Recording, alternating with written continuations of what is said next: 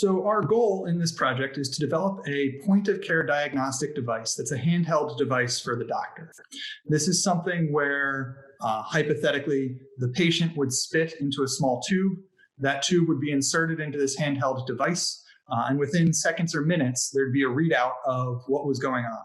So in a lot of ways, it's not all that different than having your temperature taken, where there's a doctor present, there's a small amount of interaction, but there's a relatively easy process for the patient, and there's a clear indication for the medical professional of whether or not the virus is present. For this project, we are trying to develop a novel nanoparticle-based antibody biosensor that can detect COVID-19 within minutes. So for this project, eventually we will come up with a point-of-care, inexpensive device that can measure the disease not only in laboratory setting, but also in clinics or even at homes, then eventually can help us to quickly detect this disease. All tests currently on the market that I'm aware of recognize the nucleic acids or the genetic material of the virus rather than the viral particles themselves.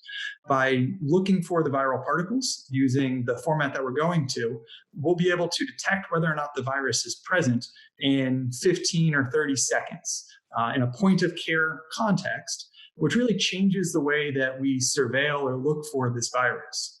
Right now, it takes minutes to hours at best for a test to happen. If we can do that with a handheld device in a short period of time, then it's possible to start opening up the economy potentially and getting people back to work in a way that isn't possible right now. I'm serving as the principal investigator for this project. That means I came up with the overall idea and helped put the team together for it. The overall workflow for the project starts with material from my lab, where we are computationally designing antibodies to bind to COVID-19.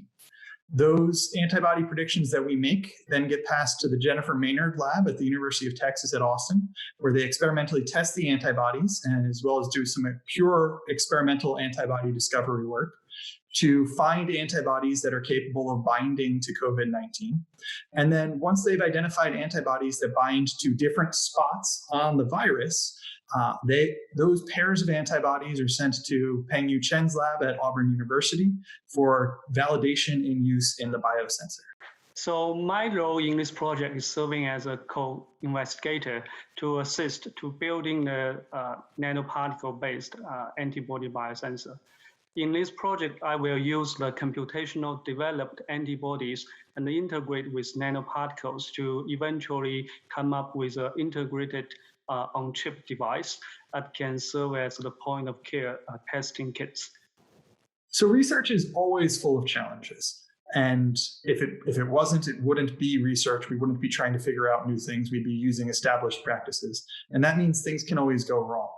In this case, there's potential issues that could arise in each of the three labs' work. In the case of my lab, the computational predictions that we generate for these antibodies might not actually work when they get translated into actual experimentally expressed antibodies. So one challenge is the predictions we make may fail when they're tested in lab. On the computational side in the Maynard lab, some of the challenges are actually being able to express the antibodies in the form that they're meant, developing systems that can screen for the sorts of binding interactions that we're looking for, and actually carrying out all of that work. Cells are relatively delicate. There's a lot of things that can go wrong in keeping them alive. And then finally, even when we successfully identify pairs of antibodies that bind to the virus, just because they bind to different parts of the virus doesn't mean they will ultimately work well together in the biosensor work that the Chen lab is validating. So overall, there's challenges throughout the entire workflow for the project, but we also all have expertise in these areas. My lab has previously developed designs for antibodies. We know what to do and how to come up with predictions that are as likely to work as we can possibly get. The Maynard lab is experts at experimental antibody development work, and the Chen lab has a long history of developing these sorts of immunoassays.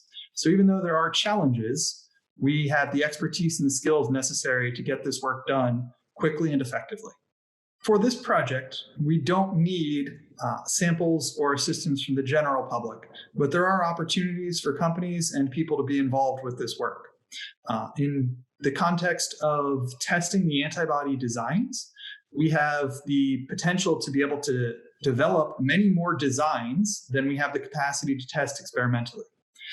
Anyone who has the ability to actually produce and test antibodies for binding to COVID-19 could potentially contribute or collaborate with us on this work.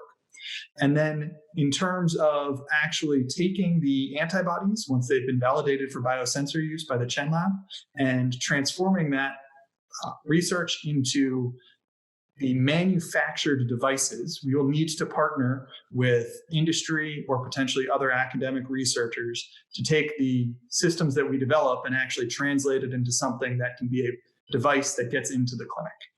With the development of an inexpensive, near real-time point-of-care diagnostic device that will meet the current emerging need for quickly diagnose this disease and understand its spread.